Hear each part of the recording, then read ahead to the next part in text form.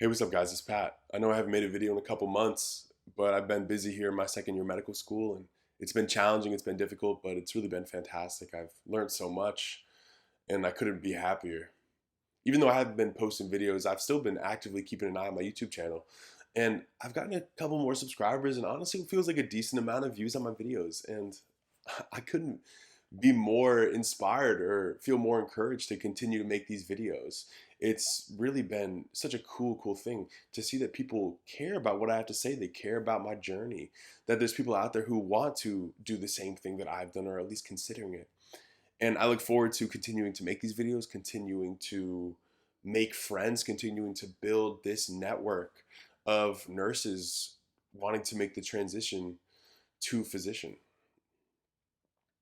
So today we're gonna have a pretty quick video, and the topic is going to be, why didn't I choose CRNA, or why didn't I choose NP? I've been getting a few comments about this, and yeah, it's a absolutely great question. I think something that everybody or most people have to consider.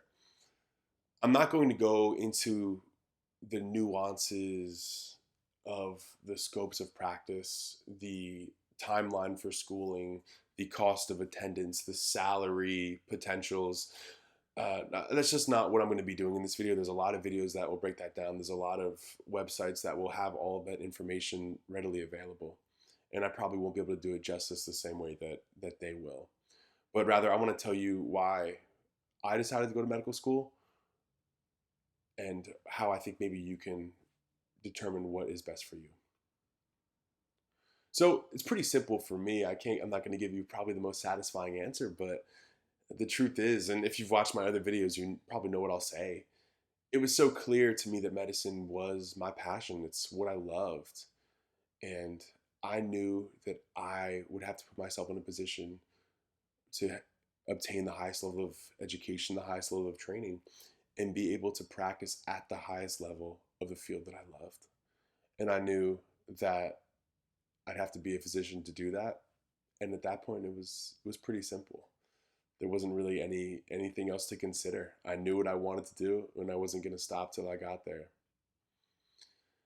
But I saw one of my comments. Somebody commented that they're a couple years older than I am right now, and they have a family, and they have all these other obligations in their life. And I started to count myself pretty lucky, because I truthfully didn't have any of that. I didn't have people who were relying on me. I didn't have any obligations. I didn't have any of these barriers that would potentially stop me from chasing becoming a physician. But some people do, and some people have these legitimate considerations to take into account. Now, the truth is, I can't make the decisions for you, right? I can't determine what is most important to you. I cannot determine where you put value, but I can encourage you to take a step back, to look in the mirror, and truly ask yourself, what is most important to me? Where do I put value? If you put value in money, if you put value in time, if you put value in family, if you put value in work-life balance, realistically, you probably put a certain amount of value in every single one. But you have to determine what is most important to you. Because the truth is, being a CRNA is different than being an NP, is different than being a physician. They're just different, right? All those things I mentioned before: time, money, debt, work-life balance, scope of practice. Those are all different. And I can't tell you what is most important to you, but I can tell you, you have to figure that out for yourself before you can make the best decision for yourself. And I know that's kind of this philosophical concepts, and I hope that this is satisfying to a couple of you guys. And it's not me saying, hey, here's what you should do. It's me saying, here, figure it out yourself. I get that. But I really think that this is only decisions that you can make. Let me give you a funny little story that makes me think of this. I was on some dating app, and this girl, saw that I was a nurse on it, and this was maybe a year ago. Had that I was a nurse on it, and she was a nurse too. She asked like where I was working. I said, "Oh, I'm actually in school now." Like, "Oh, what kind of school are you in?" I said, "Oh, I'm in medical school."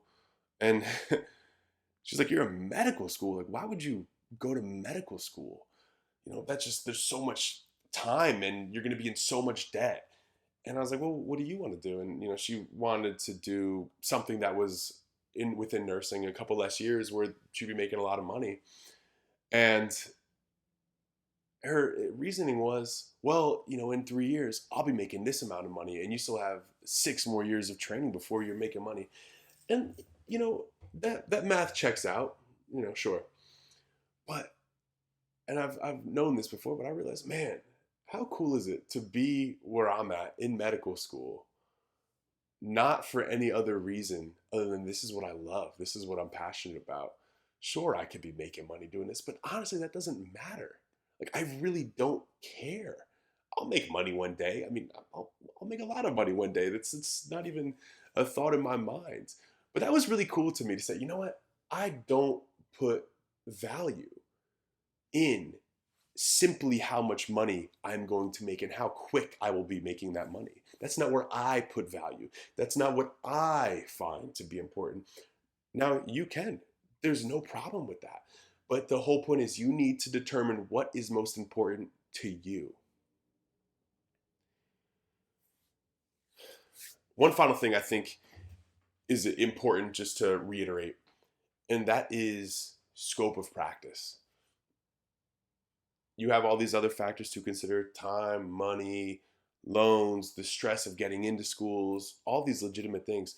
But at the end of the day, 10 years from now, whether you decide to do MP, you decide to do CRNA, you decide to go to medical school, you go back to PA school, whatever it may be, 10 years from now, all of that schooling is going to be done, whatever you decide, and you're going to be practicing in that role. Maybe in some instances, you would have been practicing in it for 7 years. Maybe in the instance of being an attending physician, finally, you'll have just started practicing in it. But look at your age and look at yourself 10 years from now. I mean, I'm 26 right now. I got into medical school when I was 25. I'll be an attending physician hopefully around 35. I want to work for the next couple of decades, maybe till I'm 70, right? Like 10 years for compared to the scope of practice that I'll have for my entire life is nowhere near as significant as being able to work with the scope that I want for the next 40 years. If that kind of makes sense.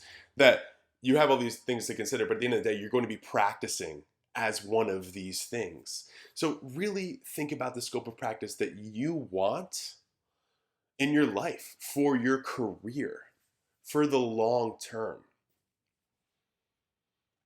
So again, I wish that I could have given you guys a better broken down reasoning for why I chose to go to medical school, but really wasn't that complicated for me.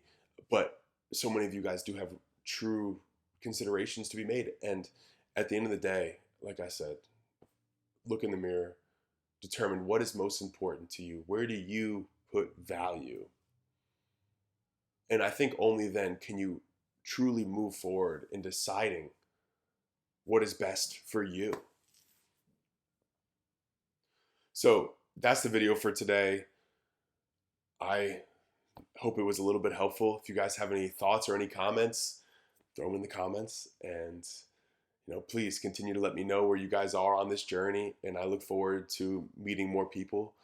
And I look forward to the next video. Talk to you guys soon. Peace and love.